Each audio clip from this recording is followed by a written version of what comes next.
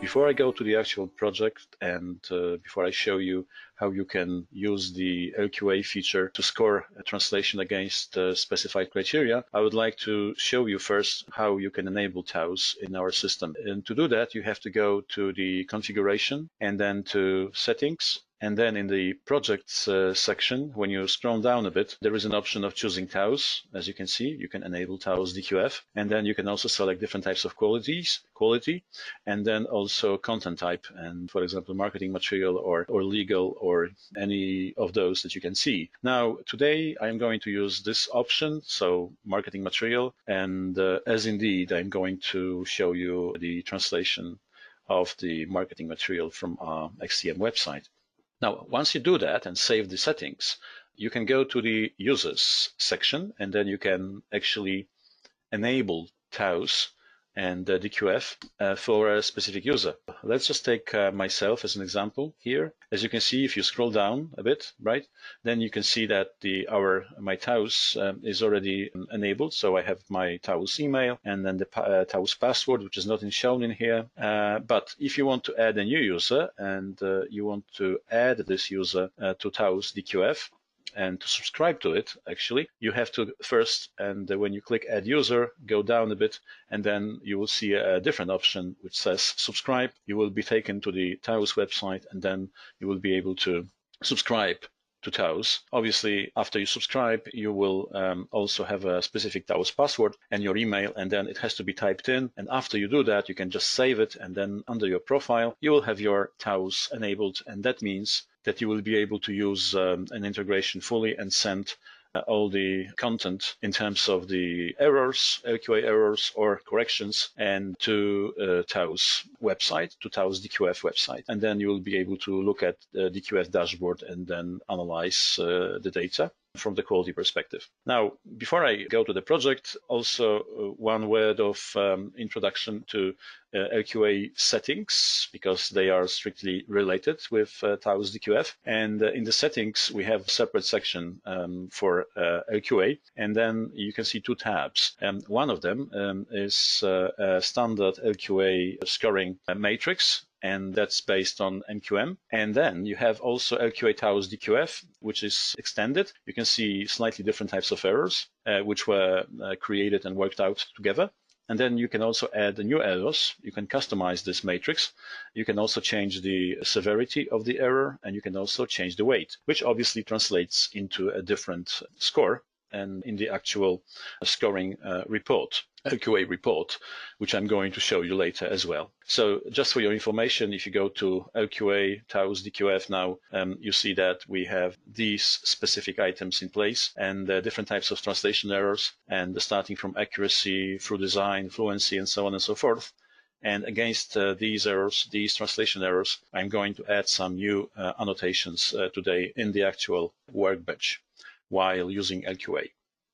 Okay, having said that, I would like to go to the projects now and open the project where I would like to show you how the mechanism works and how to show actually the TAOs DQF integration. Now, this project was created for the purpose of this webinar, obviously, and here you can already see the different quality level, so a specific quality level, which is high, and then also the TAOs DQF content type marketing material, as we set in the configuration. And today, with this project, I'm going to show you a specific workflow, which is going to include the post-editing of machine translation content and also some corrections that can be done later, right? When you go to the workflow here in XTM, we have two steps, as I said, post-editing and correct. Now the post-editing step is active, and I would like to open our workbench as John Smith and show you how post-editing can be performed. Inside XTM, I will just have a look and focus on several segments. So let me just open it as John Smith. And this is, by the way, our new workbench, which was released last year, and it's full of very interesting features. Now with the advent of 12.3, it also allows you to use a Microsoft Word spell checker. We have also a visual mode enabled for different file formats like XML, like INDD or HTML. And there are many options for the users, for the translators to set, including the shortcuts or segment filters, for example. But let's concentrate on the post-editing work right now. As you see now, all these segments and the content, which was originally in English, now it's in Polish, and it was machine translated. So there is this icon on the right-hand side saying MT, which obviously stands for machine translation, and then the metadata shows that Google MT was used for this purpose. And the score here on the left-hand side means that it's MT. If it was large coming from the translation memory, it would say TM, or the score actually would be shown like 100% or fuzzy match. And so all the segments were, as I said, were emptied. And now I would like to go to several segments and do some post-editing. Let's say I will take the second one because I'm not fully confident or about the quality of that, and I don't like certain expressions. I will just change this expression. Now I will hit enter. That means that now this segment was saved and with a new version, and the QA was working in the background as well. In that form, it will be then passed to correction once I finish my post-editing step. Maybe let's just take another one to do some post-editing. So segment number 4, let me just do one more change here, and then also in segment 8, which is in here. These are just some examples of post-editing. Now, this one, as you can see, some spelling errors potentially is shown because this is an English word, but I can obviously add it to a default dictionary, the same with this name. So I will add it to my default dictionary, and then these words will not appear as obviously as errors, as spelling errors anymore, which is an obvious thing to do in this case. So now let's just finish this post-editing task. I just clicked finish. QA is working in the background again, just to check for potential other types of errors. And now the task is finished. So what I can do now, I can now go to correction as myself, and I can now score the translation after post-editing, and so NT after post-editing, which was performed by John Smith. And so to this end, I have to open my workbench again, but now I will open it in the correction step and open it as myself as a user here.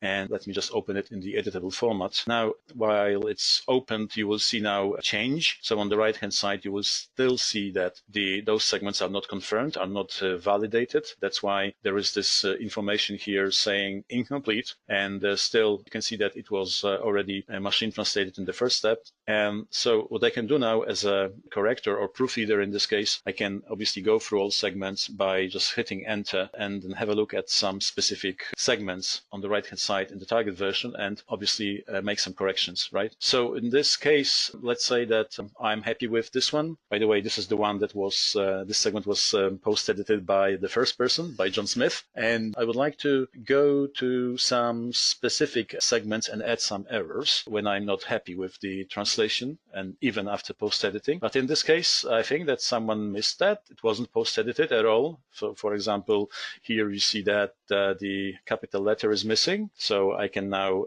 change it and then hit enter. Now you see that the status changes to green. It's completed, right? It's saved in the translation memory. After this, let me just go to the next one, which in this case is the 14.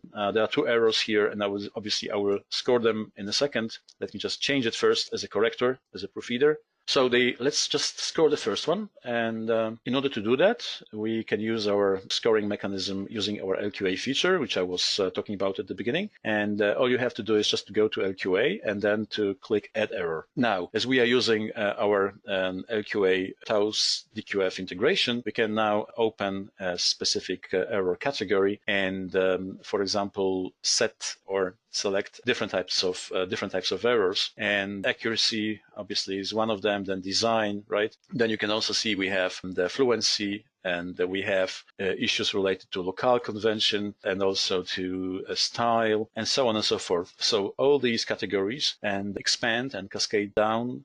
They are more granular, and the different types of errors can be shown, also related to terminology, for example, right? And so now we have actually all these errors and nicely expanded. And so let's say that I will score this one as a local formatting error. And so I can select that one It's now selected, sorry. And I can now go to the, actually I have to go to this one, sorry, design once again, and now local formatting. And then I can, for example, score that as a minor type of error. Let me just edit. Now it should be added in the, for the segment, right? It's processed, LQA was updated. So when I leave that, now you see that there is additional information, segment with a comment saying that design, local formatting, and there was the error category, and that was a minor error. So the severity here is minor, right? The summary is also here, and it can be deleted, it can be edited as well if you change your mind. Now let's go to this one, and there were at least 2 errors in this segment, by the way. So let me just go to add error, and again, and one of them was, as far as I remember, was related to design as well, and then local formatting, and so I wasn't happy with that.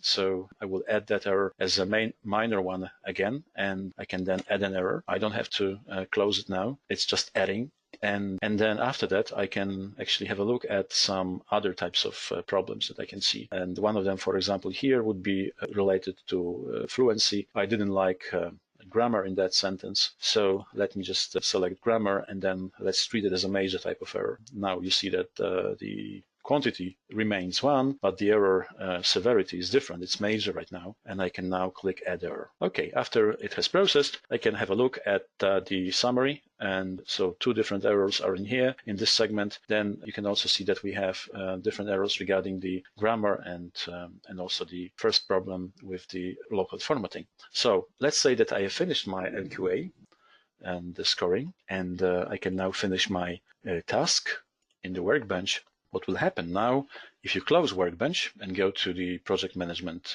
dashboard or the project editor, now all these steps, the first and the second one, are no longer active, right? So it means that the project is finished. So what I can do now, I can have a look at my project list and make sure that it's finished, because after it's finished, all the data is sent automatically to Tao's DQF. To the DQF dashboard, actually. So you can see it's finished. Now, what I would like to is the LQA report that we can generate from XTM. And there are 2 different types of reports. They are attached to a given person that was evaluated. And as you may remember, John Smith was evaluated and during that demo. And I can go to ratings right now and can have a look at my scores, or that person's scores. And so, for example, in here, you can see that the test was completed right now. So the evaluation was done. The score is 70 number of words that were actually subject to scoring, and also where it was scored, in which step it was scored. And so it was a workflow step called post-editing, and then correction after that. Sorry, the workflow step is the post-editing is the step that person was actually performing. And if I want to go to the report, I can now click download extended report, which I think is more interesting because it includes more data.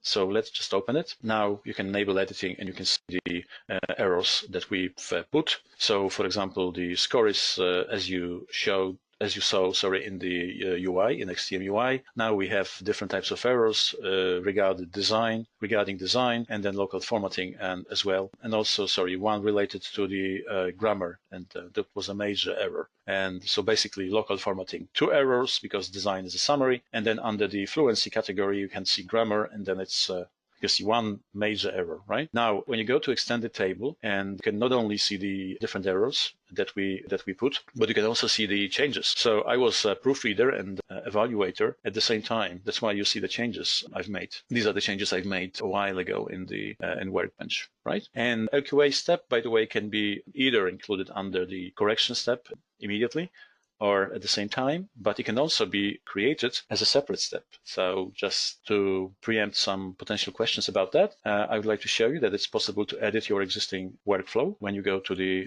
workflow tab, and then there is this button, edit workflow. And in this button, you can see that the approved TM and also LQA scoring is saved in here or selected here. You can see that LQA should be saved in the user records, right? And if you want to add additional LQA step, for example, as a separate step, you just have to click that plus button, and then select LQA, and also do the LQA at the as a last step. So that means that, for example, you can disable LQA for correction, and you can easily have LQA as a separate step. That will allow you to have, for example, separate individuals to do correction or proofreading, and then LQA itself. So two options are available. One of them is just under correction, and the same person can do the same thing. So both correction and LQA. And then the second option is that you can have an LQA step as a last step in the process, after which, for example, the TM will be ultimately approved. Having said that, I would like to now go quickly to our DQF dashboard on the Taos website, and I would like to refresh my screen, and you will